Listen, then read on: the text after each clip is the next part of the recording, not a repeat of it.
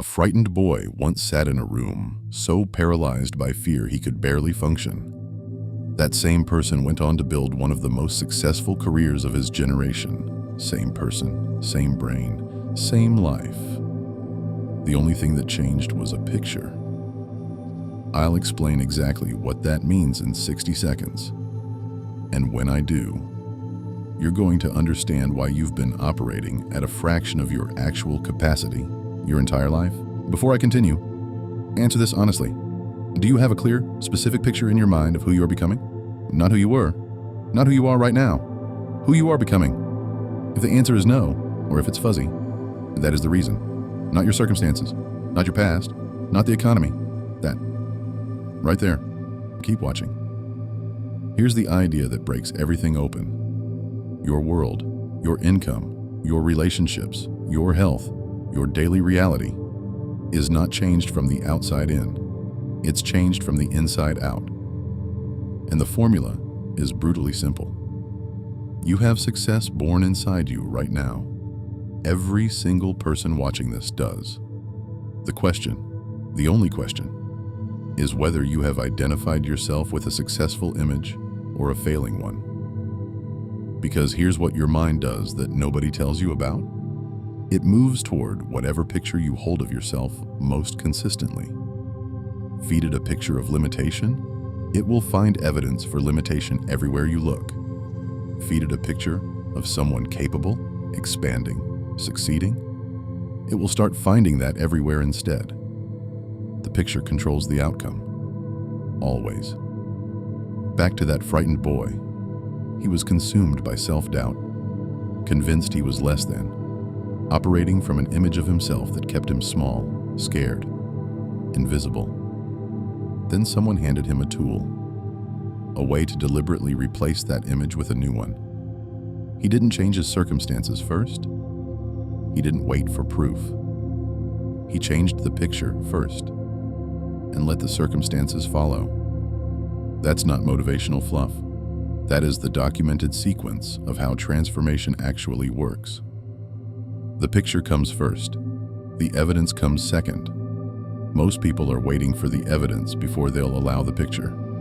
That's why most people stay exactly where they are. Now, I need to warn you about something.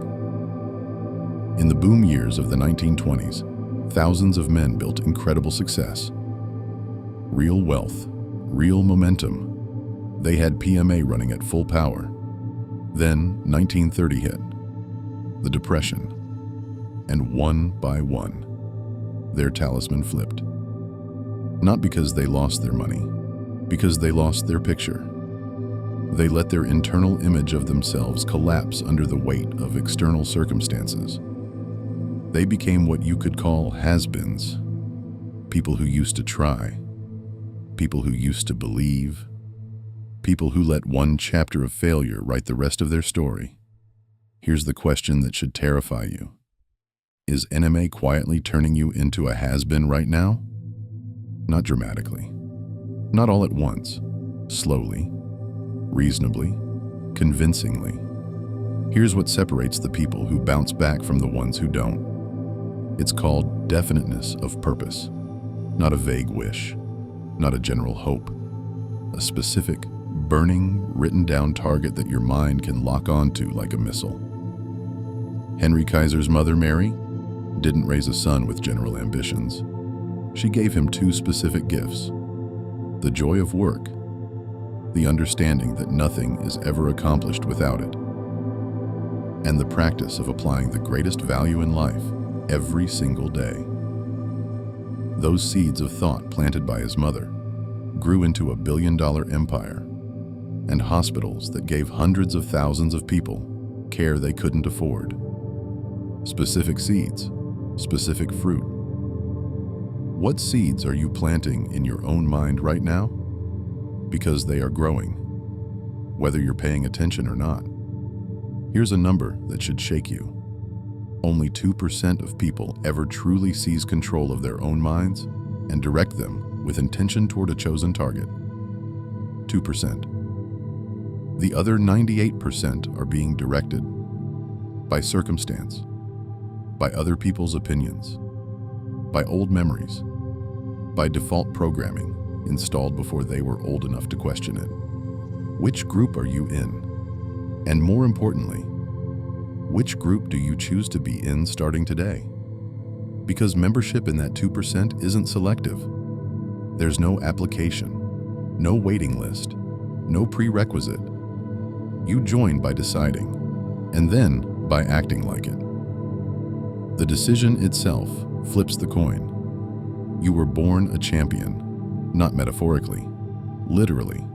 Of the tens of millions of possibilities that existed, you are the one that made it. The statistical improbability of your existence alone should tell you something about what you're capable of. But somewhere along the way, a teacher, a parent, a failure, a voice, handed you a smaller picture of yourself, and you've been living inside that picture ever since.